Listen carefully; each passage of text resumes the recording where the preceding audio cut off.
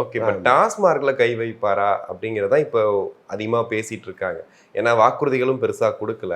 ஆனால் நான் சொல்லாதையும் செய்வேன்னு சொல்லியிருக்காரு.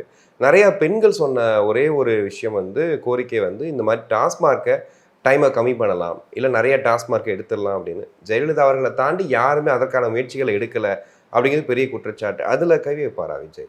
கட்டாயமாக கை வைக்கணும். அது வைப்பாரான்னு எனக்கு தெரியல. இன்னொன்று வந்து அரசு இயங்குவதற்கு ஒரு மிகப்பெரும் உதவியாக அதுதான் 50,000 கோடி ஒரு வருஷத்துக்கு கலெக்ஷன் தான் இருக்குது.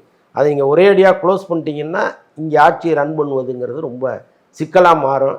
அப்போ முதல்ல இந்த அடிப்படை எல்லாமே ஸ்டடி பண்ணிவிட்டு அங்கே நம்ம எப்படி கை வைக்கணுங்கிறத அவர் பார்ப்பார். அது அது உடனே நடக்குமான்னா எனக்கு தெரிஞ்சு உடனே நடப்பதற்கு வாய்ப்பு இல்லை. அட்லீஸ்ட் ஒரு 3 மாதமாவது ஆகும்.